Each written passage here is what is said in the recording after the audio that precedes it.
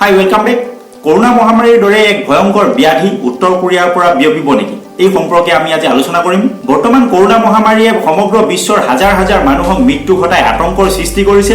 এনেকুৱা এটা দুৰ্যোগপূৰ্ণ সময়তো কিন্তু বিশ্বৰ আটাইবোৰ দেশৰ সচেতন নাগৰিকৰ চকু এখন দেশৰ ওপৰত নিবদ্ধ আছে। আমেৰিকাতো হাজাৰ হাজাৰ মানুহৰ মৃত্যু হৈছে এই কৰোনা মহামাৰীত। এনেকুৱা এটা দুৰ্যোগপূৰ্ণ সময়তো কিন্তু আমেৰিকা যুক্তৰাষ্ট্ৰই প্ৰতি মুহূৰ্ততে চকু ৰাখিছে এই দেশখনৰ ওপৰত। দেশখনৰ এজন অখণ্ড প্ৰতাপী শাসক, হয়তো কেতিয়াবা শক্তিধৰ ৰাষ্ট্ৰ আমেৰিকাৰ ৰাষ্ট্ৰপ্ৰধানজনৰ চকুত হৈ কথা কোৱাৰ দুঃসাহস কৰিছে। হয়তো কেতিয়াবা পাৰমাণৱিক অস্ত্ৰৰে আমেৰিকা যুক্তৰাষ্ট্ৰৰ দৰে শক্তিশালী ৰাষ্ট্ৰক উৰুৱাই দিয়াৰ ভাবুকি দিছে আৰু নিজৰ দেশতো তেখেতৰ বচনেই যেন শাসন। এনে এজন মহাপ্ৰতাপী শাসক তথা ৰাষ্ট্ৰপ্ৰধান হয় তেখেত উত্তৰ কোৰিয়াৰ কিম জং উন।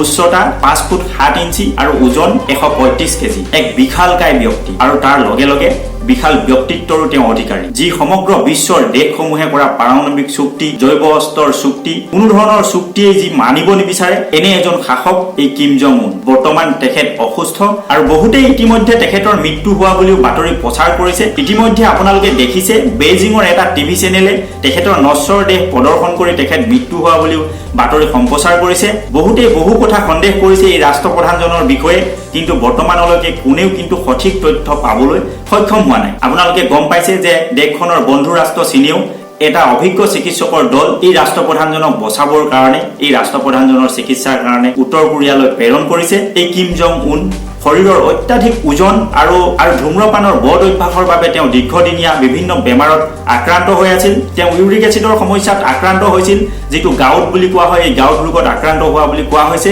আৰু লগতে তেওঁ হৃদযন্ত্ৰৰ কিছু অসুখত ভুগি আছিল আৰু এই হৃদযন্ত্ৰৰ বেমাৰৰ বাবে তেওঁ হৃদযন্ত্ৰৰ অস্ত্ৰোপচাৰ কৰা হৈছিল আৰু এই অস্ত্ৰোপচাৰৰ পিছতেই তেওঁ ব্ৰেইন ডেথ হোৱা বুলি বিভিন্ন মহলে প্ৰচাৰ কৰিছিল। এই অখণ্ড প্ৰতাপী যুৱ শাসকজনৰ ওপৰত কিয় সকলোৰে দৃষ্টি নিবদ্ধ হৈ আছে? আচলতে উত্তৰ কোৰিয়াত যিহেতু বৰ্তমান পাৰমাণৱিক অস্ত্ৰ ভাণ্ডাৰ মজুত আছে, উত্তৰ কোৰিয়াত যিহেতু বৰ্তমান সময়ত কেমিকেল অস্ত্ৰ ভাণ্ডাৰ আছে, বৰ্তমান সময়ত যিহেতু উত্তৰ কোৰিয়াত জৈৱ অস্ত্ৰৰ ভাণ্ডাৰ আছে আৰু এই অস্ত্ৰ ভাণ্ডাৰ ক'ত আছে, কোনে নিয়ন্ত্ৰণ কৰি আছে, কি অৱস্থাত আছে, বৰ্তমানলৈকে কোনেও যিহেতু নাজানে আৰু বৰ্তমান সময়লৈকে যিহেতু কিম জং উনৰ উপযুক্ত উত্তৰাধিকাৰী ওলোৱা নাই, গতিকে দেশখনৰ ৰাজনৈতিক অৱস্থাও যিহেতু সুস্থিৰ নহয় আৰু এনে এখন অস্থিৰ দেশৰ যদি ৰাষ্ট্ৰপ্ৰধানজন হঠাৎ মৃত্যু হ'বলৈ হয়, তেনেহ'লে দেশখনৰ এই অস্থিৰতা আৰু দুগুণ বৃদ্ধি হোৱাটো অতি স্বাভাৱিক কথা।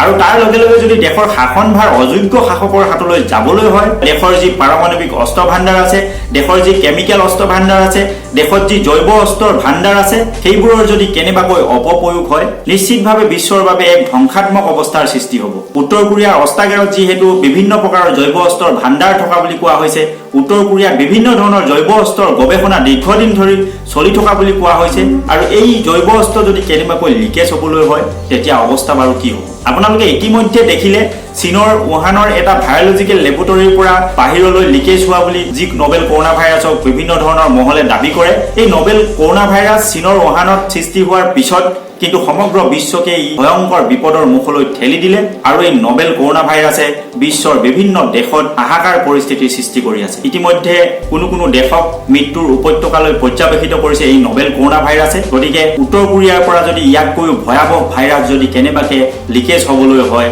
কেনেবাকে যদি এই অস্ত্ৰ ভাণ্ডাৰ যদি অপপ্ৰয়োগ হয়, তেতিয়া কিন্তু নিশ্চিতভাৱে বিশ্বৰ বাবে বিপদ অনিবাৰ্য। গতিকে এনেবোৰ কাৰণতেই এনে দুৰ্যোগপূৰ্ণ সময়তো এই নবেল কৰোনা ভাইৰাছে মহামাৰী সৃষ্টি কৰি থকাৰ পিছতো, এখন ৰাষ্ট্ৰত হাজাৰ হাজাৰ মানুহৰ মৃত্যু হোৱাৰ পিছতো কিন্তু সেই ৰাষ্ট্ৰখনৰ চকু কিন্তু উত্তৰ কোৰিয়াত নিবদ্ধ আছে।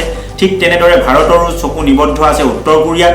দেশৰ যিমানবোৰ সচেতন নাগৰিক আছে, সকলোৰে চকু কিন্তু বৰ্তমান উত্তৰ কোৰিয়াত নিবদ্ধ আছে। বৰ্তমান সময়ত জানিব পৰা মতে উত্তৰ কোৰিয়াৰ এই অখণ্ড প্ৰতাপী শাসকজন কিন্তু মৃত্যু হোৱা নাই। আমিও আশা কৰিম অতি সোনকালে এই উত্তৰ কোৰিয়াৰ মহাপ্ৰতাপী শাসকজন সুস্থ হৈ উঠক, দেশৰ শাসনভাৰ চম্ভালক, যি দেশৰ অস্ত্ৰাগাৰত অস্ত্ৰ আছে, জৈৱ অস্ত্ৰ আছে, পাৰমাণৱিক অস্ত্ৰ আছে, এইবোৰ চম্ভালক আৰু দেশৰ ৰাজনৈতিক বাতাবৰণ সুস্থিৰ হৈ উঠক, যাতে এই উত্তৰ কোৰিয়াই গোটেই সমগ্ৰ পৃথিৱীক যাতে বিপদত নেপেলাওক, তাকেই আমি আশা কৰিম।